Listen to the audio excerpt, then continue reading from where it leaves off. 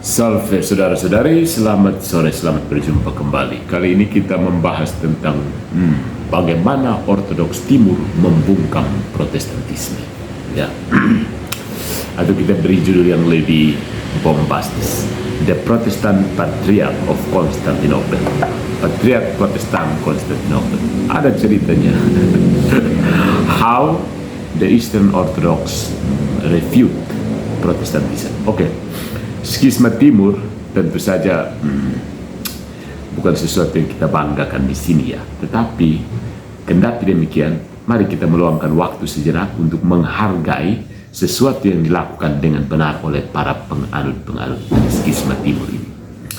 Ortodoks Yunani tidak pernah memegang bidat tentang rahmat, wahyu, sakramen, ekaristi atau misa, dan poin-poin doktrin tertentu lainnya yang khas bagi Protestan. Tidak pernah mereka.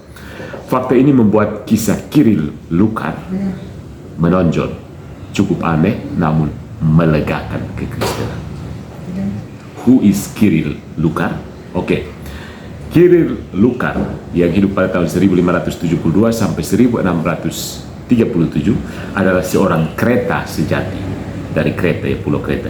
Yaitu dia lahir di Kreta yang waktu itu ada dalam wilayah Venesia. Romo Kiril, ya, karena dia adalah seorang imam Yunani, telah belajar di Venesia dan Padua dan akhirnya dipilih untuk menjadi Patriark Alexandria pada tahun 1602 sampai 1620. Rupanya selama waktunya di Mesir, Alexandria ini kan di Mesir, Lukar memeluk prinsip-prinsip Protestan berkat seorang Belanda bernama Cornelius van Haga yang memperkenalkannya pada tulisan-tulisan teolog Protestan. Lukar ini berusaha untuk mereformasi Ortodoks dengan menggabungkannya dengan Protestan. Keren kan? Setelah menemukan jalan masuknya ke Patriarkat Konstantinopel pada tahun 1620, dia menulis pengakuan iman yang menegaskan antara lain bahwa hanya ada dua sakramen. Ingat, dua sakramen ini prinsip Protestan. Karya Lukar tahun 1629 ini mengkhawatirkan gereja Yunani dan si reformis ini diasingkan pada tahun 1634. Dengan melakukan suap, dia kembali ke Patriarkat 3 tahun kemudian, lalu dia dicekik sampai mati segera setelah itu.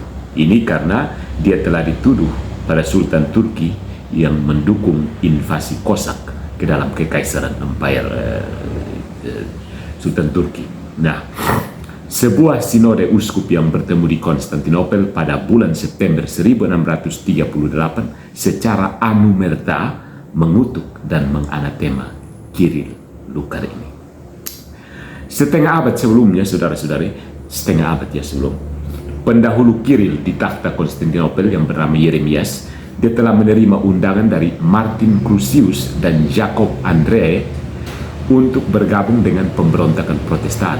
Ya, pada tahun 1573, para pendeta Lutheran dari Fakultas Tübingen ini menerima jawaban yang sopan tetapi negatif. Ya, bersaksi tentang kekunoan iman terhadap 7 sakramen gereja, sesuatu yang kemudian ditolak oleh Lukar. Patriark Yeremias menulis kepada orang-orang Lutheran sebagai berikut. In English, ya. We solemnly affirm that the Holy Fathers have handed down to us 7 divine sacraments: baptism, anointment with sacred chrism or confirmation, Holy Communion, Holy Order, matrimony, penance, and the oil of the last unction, neither more nor less. And all these means of our salvation have been handed down to us by Christ Himself, our Lord God, and His apostles. Terjemahan harfiahnya kira-kira begini. Kami secara meriah menegaskan bahwa para bapak gereja telah memberikan kepada kami 7 sakramen ilahi, yakni pembaptisan, pengurapan dengan minyak krisma atau konfirmasi penguatan, Holy Communion, komuni suci, tabisan suci, perkawinan, pengakuan dosa, dan pengurapan terakhir. Tidak kurang, tidak lebih. Ya. Dan semuanya ini adalah jalan untuk keselamatan yang telah diberikan kepada kita oleh Kristus sendiri, Tuhan Allah dan Tuhan kita, serta para rasulnya. Nah, ketika para reformis menulis lagi pada tahun 1581, Yeremias dengan kasar menolak mereka. Ya, jadi saudara-saudara, sementara cerita-cerita ini ya tidak punya poin moralnya bagi kita umat beriman, perpecahan, skisma, bidat atau heresi, dan tentu saja Islam, bagi kita dalam poin pandangan kita orang Kristen tidak menyenangkan Tuhan.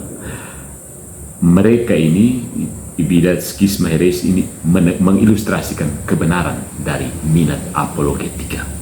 Terlepas dari skisma mereka, ternyata gereja Yunani dan semua persekutuan skismatis di timur memberikan argumen sejarah yang berharga yang membuktikan kebaruan total dari prinsip-prinsip utama Protestantisme. So, meskipun skismatik, saudara-saudara skismatik kita menolak inovasi doktrin ala Protestantisme.